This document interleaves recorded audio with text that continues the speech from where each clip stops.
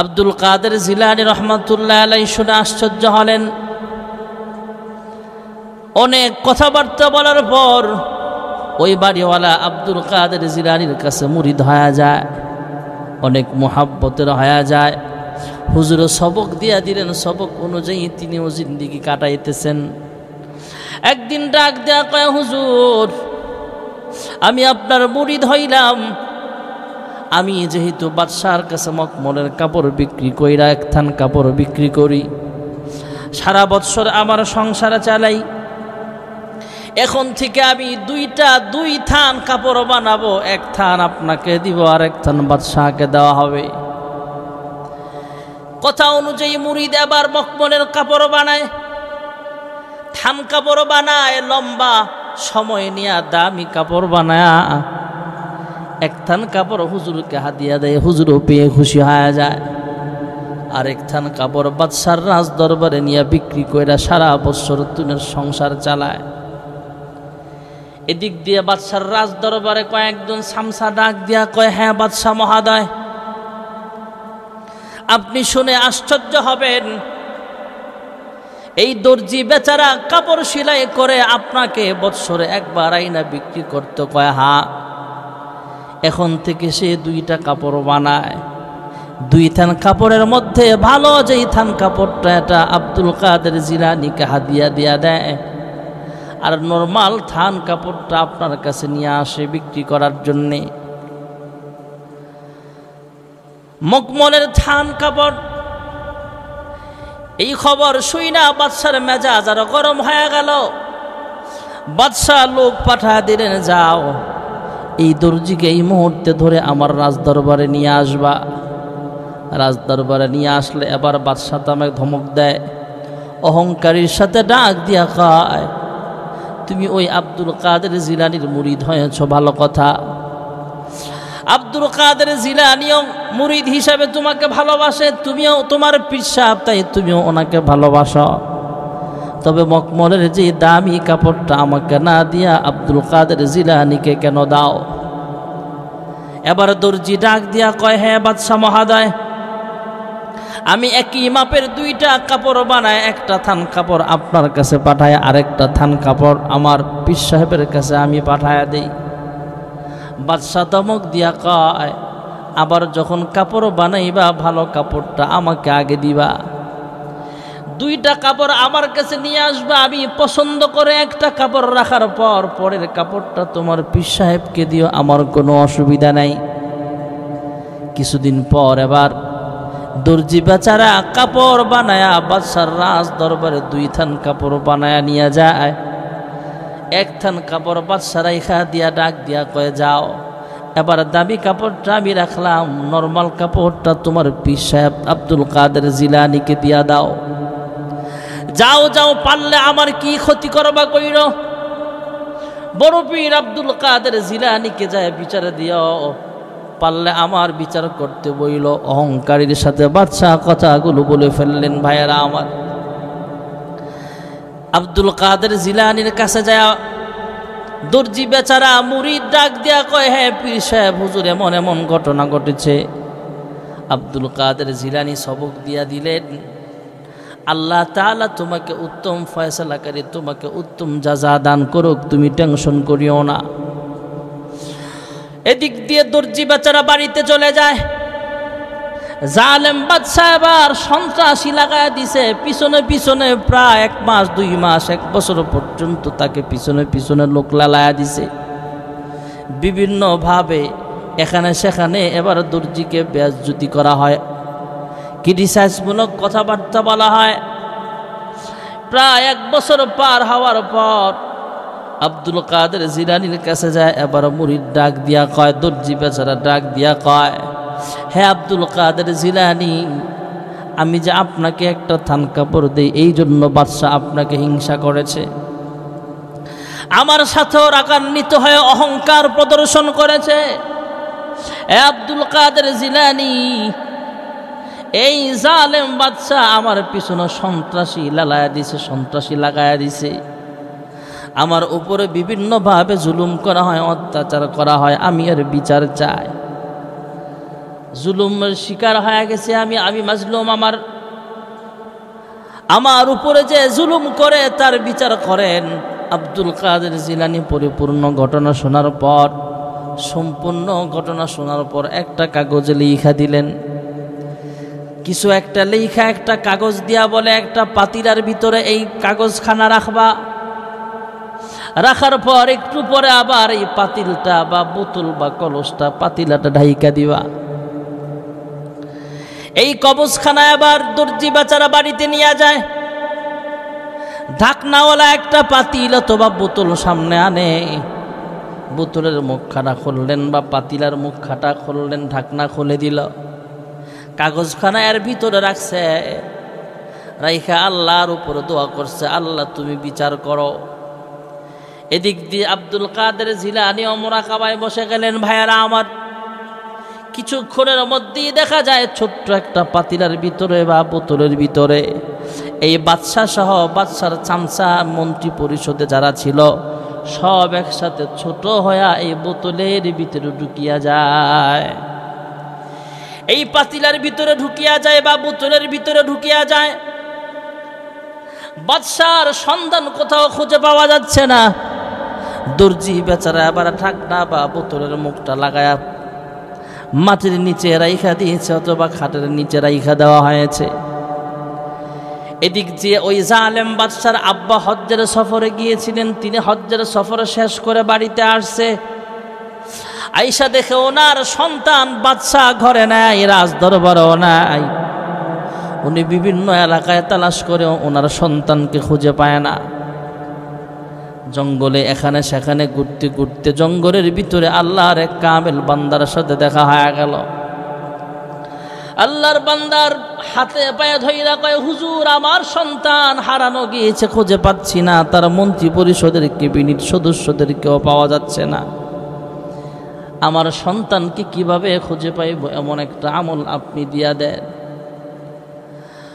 জঙ্গলি সেই আল্লাহওয়ালা ডাক দিয়া বলে, শোনেন আমি একটা কাগজ লেখা দিলাম, যখন ঘুমাবেন বালিশের নিচে কাগজখানা দিয়া তারপরে ঘুমায়েন। বালিশের নিচে কাগজখানা দিয়ে আল্লাহর বান্দা বাড়িতে আইসা যখন ঘুমায়, ঘুমের ভিতরে স্বপ্ন যুগে দেখতেছেন কে যেন আওয়াজ শোনায়া দিছে। এই মিয়া ঘুম থেকে জাগেন, আল্লাহওয়ালা আব্দুল কাদের জিলানীর সাথে বেয়াদবি করার কারণে আপনার সন্তান বাদশাহকে এভাবে শাস্তি পেতে হয়েছে, সাজা পেতে হয়েছে। যারা আল্লাহওয়ালা হয়ে যায়, মান আদালি ওয়ালিয়ান ফাকাদ আযানতুহু বিল হারব, যারা আল্লাহওয়ালাদের সাথে বেয়াদবি করবে, খারাপ আচরণ করবে, তাদের সাথে আল্লাহ তাআলার যুদ্ধ ঘোষণা হয়ে যায়। আব্দুল কাদের জিলানী হলেন আল্লাহওয়ালা, অতএব ওনার সাথে বেয়াদবি করার কারণে আপনার সন্তানকে শাস্তি দেওয়া হয়েছে। ভাইরা আমার, বন্ধুরা আমার, এবার বাদশার আব্বা যান আব্দুল কাদের জিলানীর রাজদরবারে গেল, সেখানে যা বলে, হুজুর আমার সন্তানের প্রতি আপনি রহম করেন, দয়া করেন, ভবিষ্যতে কখনো বেয়াদবি করবে না, তাকে আপনি মাফ করিয়া দেন।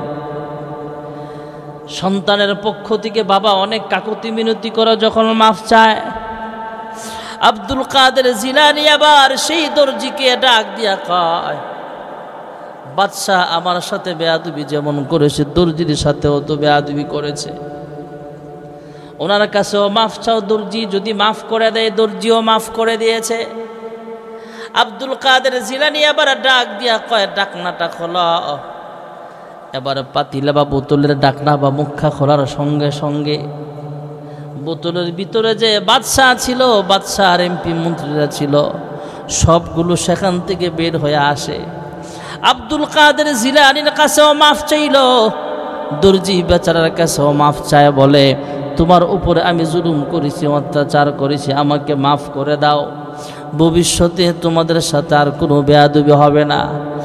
আলা ইন্না আউলিয়া আল্লাহি লা খাউফুন আলাইহিম ওয়া লা হুম ইয়াহজানুন। আল্লাহ ওয়ালাদের সাথে বেয়াদবি করা যাবে না ভাইয়েরা আমার। আল্লাহ ওয়ালাদের দুনিয়াতেও ভয় নাই, পরকালেও ভয় নাই ভাইয়েরা আমার। আল্লাহ ওয়ালা হতে গেলে জিকির বেশি বেশি করা লাগবে, আল্লাহ তাআলার জিকির বেশি বেশি করা লাগবে। এক নম্বরের জিকির হলো সুবহানাল্লাহ, আরেকটা জিকির হলো আলহামদুলিল্লাহ। সুবহানাল্লাহ অর্থ হলো আল্লাহ পবিত্র, আল্লাহ হলেন পাক। আমরা বললেও আল্লাহ পাক, না বললেও তো আল্লাহ তাআলা পাক পবিত্র। তারপরও আমরা যখন আল্লাহ তাআলার প্রশংসা করি, সুবহানাল্লাহ বলে আল্লাহর তাসবিহ পাঠ করি ভাইয়েরা আমার, আমরা যখন আল্লাহর জিকির করি তখন ফেরেশতাদের সামনে আল্লাহ কুদরতি আওয়াজ দিয়া কয়, ফেরেশতারা রে, আমি আল্লাহকে সুবহান বললেও আমি আল্লাহ পাক, না বললেও আমি আল্লাহ পাক। তবে আমার বান্দা বান্দিরা তাদের নাপাক দিল নিয়া, নাপাক ঠোঁট দিয়া আমি আল্লাহর প্রশংসা করতেছে।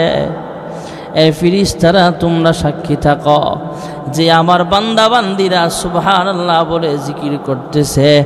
আমাকে সুবহান বলার বরকতে আমার বান্দার জিন্দেগির সব গুনাহগুলো মাফ করে, তাদের সাদা দিলটা গুনাহ করার কারণে কালো হয়ে গিয়েছিল, নাপাক হয়ে গিয়েছিল, তাদের নাপাক দিলটাকে আমি আল্লাহ পবিত্র বানায় দিলাম। এই জন্যে সুবহানাল্লাহর জিকির বেশি বেশি করা। আরেকটা হলো আলহামদুলিল্লাহ, সমস্ত প্রশংসা আল্লাহ তাআলার। নামাজের ভিতরে প্রত্যেক রাকাতেই তো আমরা তিলাওয়াত করি আলহামদুলিল্লাহি রাব্বিল আলামিন। ফজরের নামাজের সময় আমরা তিলাওয়াত করি আলহামদুলিল্লাহি রাব্বিল আলামিন। যোহরের নামাজের ওয়াক্তেও প্রত্যেক রাকাতেই আমরা তিলাওয়াত করি আলহামদুলিল্লাহি রাব্বিল আলামিন। আসরের নামাজেও আমরা তিলাওয়াত করি আলহামদুলিল্লাহি রাব্বিল আলামিন। মাগরিবের নামাজেও আমরা তিলাওয়াত করি আলহামদুলিল্লাহি রাব্বিল আলামিন। প্রত্যেক রাকাতেই শুরুতেই আমরা আল্লাহু আকবার বলে যখন রাকাত শুরু করি তখন আমরা সানা পড়ে সূরা ফাতিহা পড়ে আমরা তিলাওয়াত করি আলহামদুলিল্লাহি রাব্বিল আলামিন। নামাজের মাধ্যমে আমরা আল্লাহ তাআলার প্রশংসা করি, সমস্ত প্রশংসা আল্লাহ তাআলার। এই জন্যে আলহামদুলিল্লাহর জিকির অনেক দাম, আমরা বেশি বেশি মালিকের শুকরিয়া আদায় করা লাগবে। আল্লাহ তাআলা বলেন, লা ইন শাকারতুম লা আযীদান্নাকুম ওয়া লা ইন কাফারতুম ইন্না আযাবী লাশাদীদ। সুখে দুঃখে সব সময় শুকরিয়া আদায় করব কার? আল্লাহ। আল্লাহর হাবিবও শিক্ষা দিয়েছেন তোমরা বেশি বেশি মালিকের শুকরিয়া আদায় করো।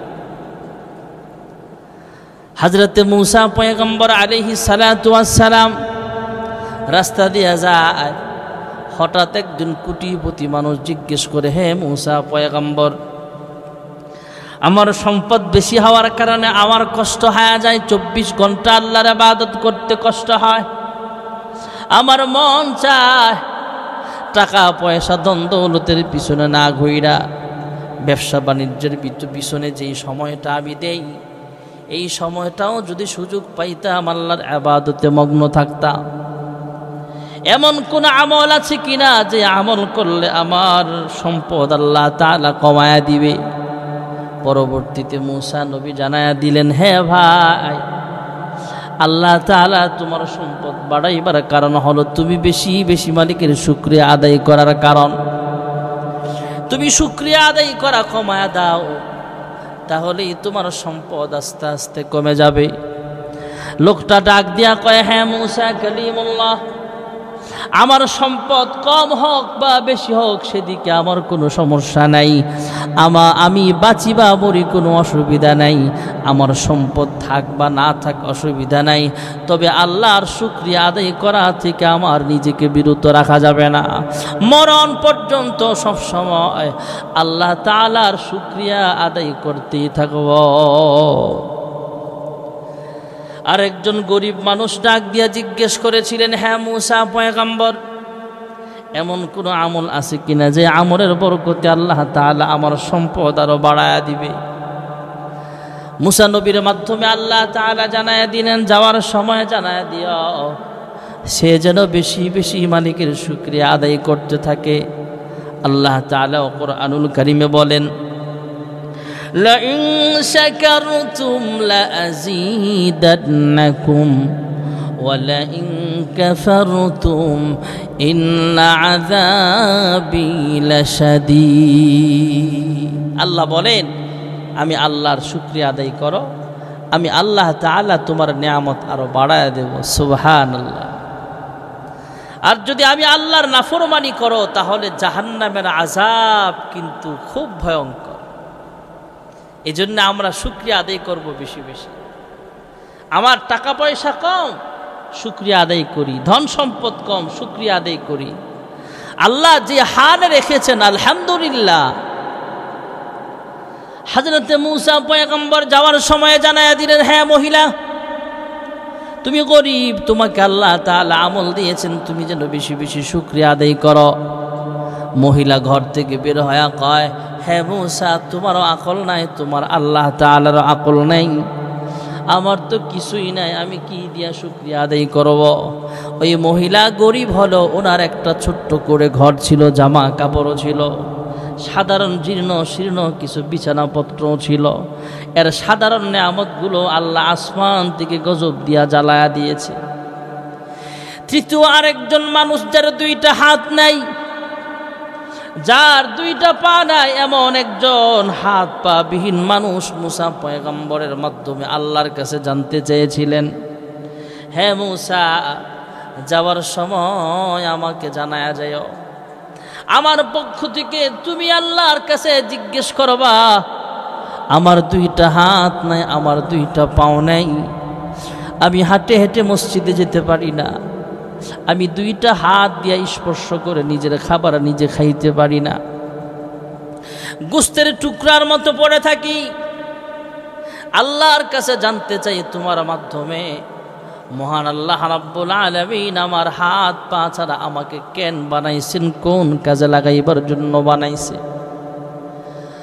মূসা পয়গম্বর আল্লাহ তাআলার কাছে জানতে চাইলে আল্লাহ তাআলাও জানায় দিলেন। যাওয়ার সময় মূসা পয়গম্বর লোকটাকে জানায় দিলেন, শোনো, জাহান্নাম থেকে জান্নাত পর্যন্ত একটা ছিদ্র আছে, জাহান্নামের একটা ছিদ্র ফিল আপ করার জন্য আল্লাহ তোমাকে বানাইছেন। তথা বুঝালেন, হ্যাঁ মিয়া, তোমাকে আল্লাহ একটা কাজে লাগাইবেন, সেটা হলো তোমাকে জাহান্নামের আগুনে জ্বালাইবার জন্য আল্লাহ তাআলা তোমাকে বানাইছেন। লোকটা জিহ্বাটা লড়া ডাক দিয়া কয়, আলহামদুলিল্লাহ। মূসা নবী মেজাজ গরম কইরা কয়, হ্যাঁ মিয়া, আল্লাহ তোমাকে জাহান্নামের আগুনে জ্বালাইবে, এই কথা শুই নাও তুমি শুকরিয়া আদায় করলা কেন? লোকটা ডাক দিয়া কয়, হে মূসা, আল্লাহ তাআলা আমাকে কেন বানাইছেন, কিসের জন্য বানাইছেন, এটা আমার চাইতে আল্লাহই তো ভালো জানে।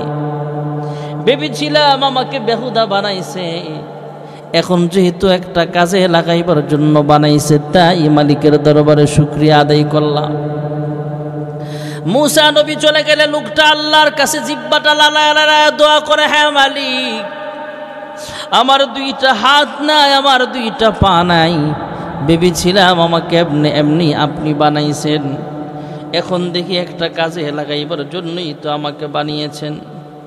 আয় আল্লাহ, আমাকে জাহান্নামের আগুনে জ্বালাইবা কোনো অসুবিধা নাই, তবে আমার দেহটাকে এত লম্বা বানায় দিও, এত মোটা তাজা বানায় দিও, আমার একার দ্বারা যাতে জাহান্নামটা ফিল আপ হয়ে যায়, তোমার অন্য কোনো বান্দা বান্দি যাতে জাহান্নামের আগুনে জ্বলতে না হয়। এই কথাগুলো আল্লাহর পছন্দের হয়ে গেছে।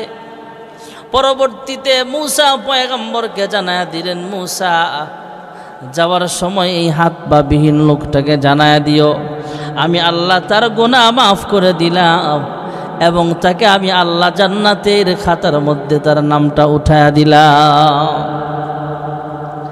মূসা নবী ডাক দিয়া কয়, হে পরওয়ারদিগার আলাম, একটু আগেই না আপনি জানাইছিলেন এই লোকটা জাহান্নামী, আজকে কেমনে জান্নাতি হলো? আল্লাহ ডাক দেয়া কয়, মূসা তুমি যখন লোকটাকে সংবাদ পৌঁছাইলা আল্লাহ তোমাকে জাহান্নামের আগুনে জ্বালাইবার জন্য বানাইছে। এই কথা শুই না লোকটা জিব্বা লড়ায় লড়ায় আমি মালিকের দরবারে শুকরিয়া আদায় করেছে আলহামদুলিল্লাহ, আর বলেছে আল্লাহ আমাকে জাহান্নামের আগুনে জ্বালায় কোনো অসুবিধা নেই, তবে আমার দেহটাকে এত লম্বা বানায় দিও, এত মোটা তাজা বানায় দিও, আমার একার দ্বারা যাতে জাহান্নামটা ভরপুর হয়ে যায়। আয় আল্লাহ আমাকে জাহান্নামের আগুনে জ্বালাইবা কোনো অসুবিধা নেই, তবে আমার দেহটাকে লম্বা বানায় দিও, মোটা তাজা বানায় দিও, আমার একার দ্বারা যাতে জাহান্নামের আগুনে জ্বলতে না হয়। হ্যাঁ মূসা পয়গম্বর, এই কথাগুলো আমার বড় পছন্দ লাগছে, এই জন্য আমি আল্লাহ তাকে ক্ষমা করে দিলাম, তার নামটা জাহান্নামের দফতর থেকে কাইটা আমি আল্লাহ জান্নাতীদের খাতার ভিতরে আমি আল্লাহ উঠায়া দিলাম। এই জন্য মালিকের শুকরিয়া বেশি বেশি আদায় করা, আলহামদুলিল্লাহ, সুবহানাল্লাহ, আলহামদুলিল্লাহ, আল্লাহু আকবার, আল্লাহর জিকির বেশি বেশি করা, তাহলে আল্লাহ ওয়ালা হওয়া সহজ। আল্লাহ রাব্বুল আলামিন আমাদের সকলকে আল্লাহ ওয়ালা হয়ে কবরে যাওয়ার তৌফিক দান করুন, আমিন। ওয়া আখিরু দাওয়ানা আনিল হামদুলিল্লাহি রাব্বিল আলামিন।